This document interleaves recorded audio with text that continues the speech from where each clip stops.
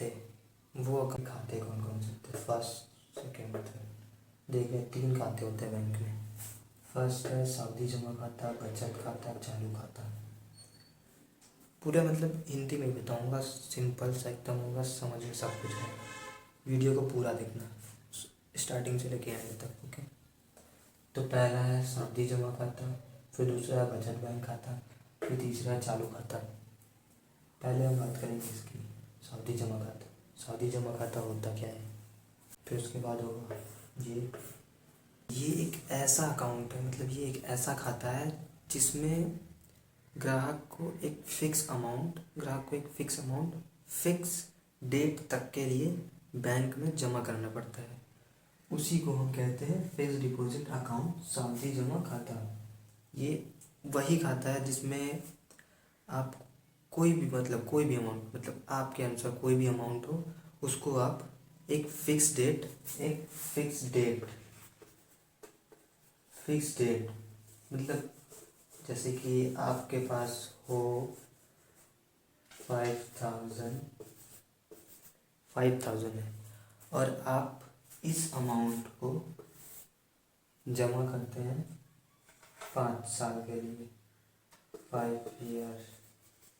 5 साल के लिए जमा करते हैं अपने अकाउंट में जो आपने खुलवाया है। ये फिक्स डिपॉजिट अकाउंट, सिर्फ इसकी बात कर रहा हूँ। फिक्स डिपॉजिट अकाउंट आपके पास है 5,000 रुपीज़, आपने जमा किया फिक्स डिपॉजिट अकाउंट में।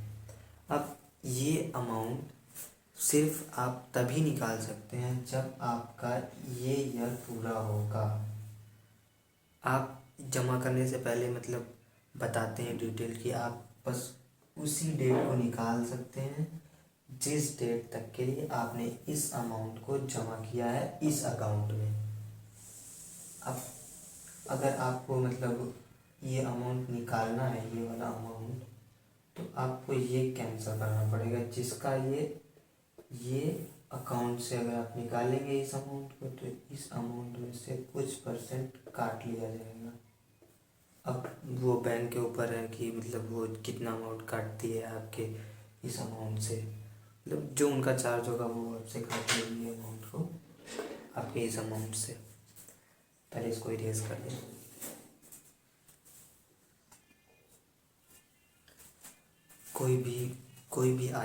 कोई भी ग्राहक आया, उसने अकाउंट ये वाला खुलवाया और एक फिक्स अमाउंट को उस अकाउंट में जमा किया।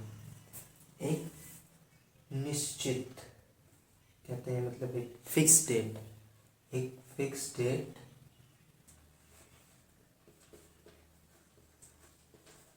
निश्चित समय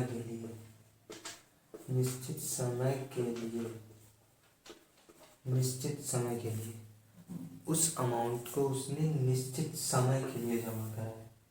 एक निश्चित समय के लिए जो अमाउंट उसने जमा किया था अपने इस अकाउंट में, उसने निश्चित समय के लिए जमा कराया। इस अकाउंट में होता ही यही है कि अगर आप कोई भी अमाउंट जमा करते हैं तो वो इसके अकॉर्डिंग ही जमा होता है। इसी को हम कहते हैं फिक्स डिपॉजिट अकाउंट। इसका सिंपल सा एग्जांपल यही होगा, मतलब आंसर यही होगा, अगर थ्योरी बनानी है यही होगा कि किसी भी अमाउंट को अगर कोई ग्राहक एक फिक्स डेट निश्चित समय के लिए कोई भी अमाउंट इस अकाउंट में जमा कराता है तो उसे सावधि जमा खाता कहते हैं। जैसे कि डेफिनेशन ही लिख देता हूँ मैं सीधा।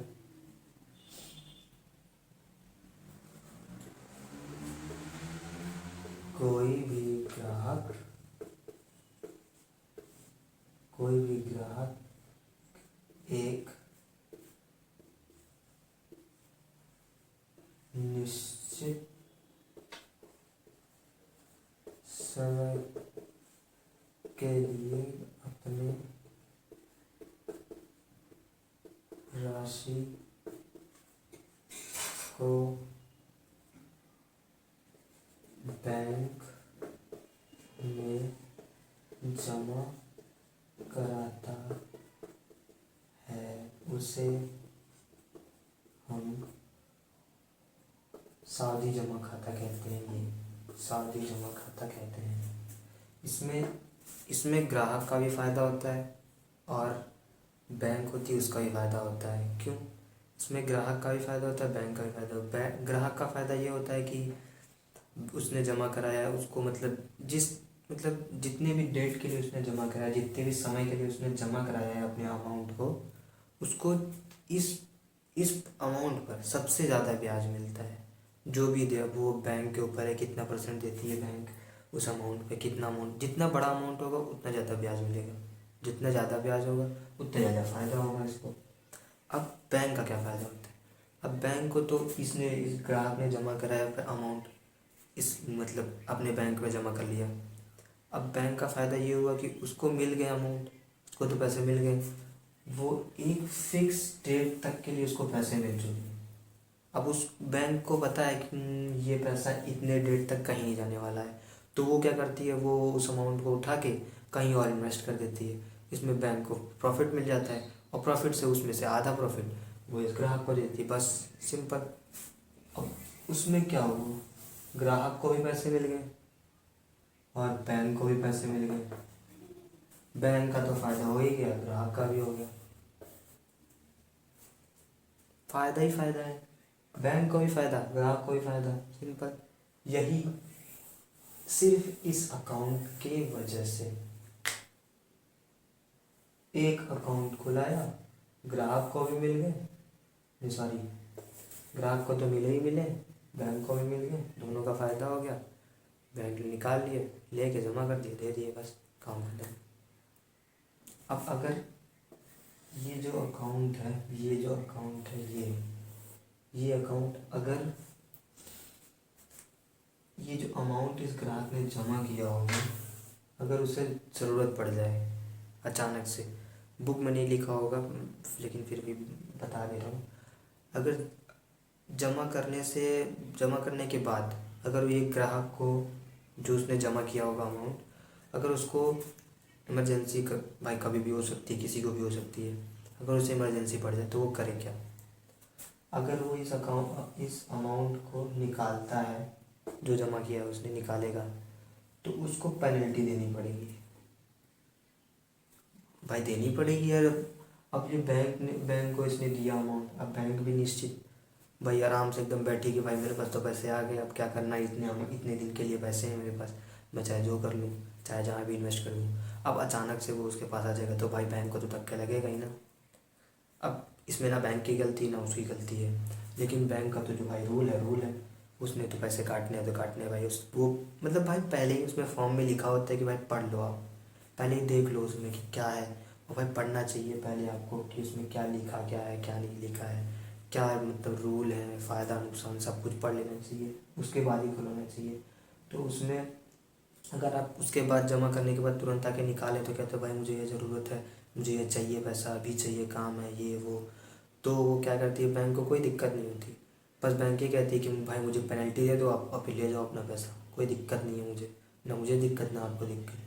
तो भाई जो अमाउंट उसने जमा किया होगा, कोई भी अमाउंट ले लो यार, 50,000 ले लो, 5,000 ले लो, 10,000 ले लो, अब जो बैंक का प्रॉफिट होगा, मतलब प्रॉफिट तो नहीं कहेंगे, जो बैंक का चार्ज होगा रखने का, वो उतना काट के वो उसे दे देगी, कहेगी भाई जाओ काम खत्म। तो यही चीज़ है इस अकाउंट में। ये एक ऐसा अकाउंट है जिसमें आप के द्वारा ग्राहक के द्वारा जमा किए गए पैसे को एक निश्चित अवधि तक के लिए रखा जाता है, उसे ही सावधि जमा खाता कहते हैं। और इसमें इसके फ़ायदे भी, इसमें बैंक द्वारा ग्राहक को ज़्यादा ब्याज दिया जाता है।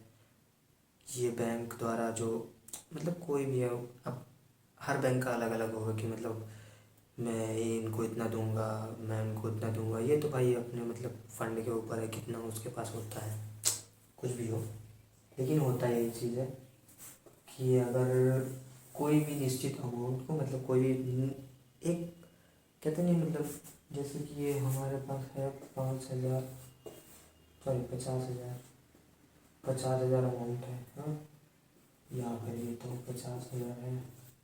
अब इतने अमाउंट का हम, गरीब होगा तो भाई वो तो यही सोचेगा यार इसका डबल हो जाए तो सोने पे सुहागा है, तो वो ये अकाउंट खुलवा ले भाई, खुलवा लेगा तो उसको ये जमा कर दे वहाँ जाके।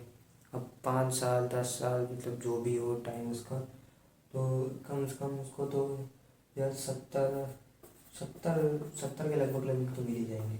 70-80 के लगभग तो मिल ही जाएंगे 5 से 6 साल में। 70-80 के लगभग मिल जाएंगे। मतलब उसका कितना प्रॉफिट हो जाएगा? 20,000, 20,000 प्रॉफिट हो गया इतने साल के अंदर। 5 साल के अंदर 20,000 प्रॉफिट हो गया। अब भाई यार इसको और क्या चाहिए? 20,000 प्रॉफिट हो गया। अब कोई लोग सोचते हैं यार कि हाँ हमने मतलब ये अकाउंट खुलवा लिया यार, इतना प्रॉफिट है, इतना प्रॉफिट है, हम यार इतने महीने में इतना कमा लेते हैं ये वो। तो भाई तुम्हारे ऊपर है ना, बैंक कोई फोर्स तो कर नहीं रही है कि भाई तुम जाके खुलवाओ खुलवाओ खुलवाओ खुलवाओ। तो तुम्हारे ऊपर है भाई, जिसको ज़रूरत है वो खुलवा रहा है, जिसको नहीं ज़रूरत है वो नहीं खुलवा रहा है। चल आज के लिए इतना ही, इस अकाउंट में यही होता है भाई। कोई भी कंफ्यूजन हो तो कमेंट करना, बता दूंगा। तब तक के लिए।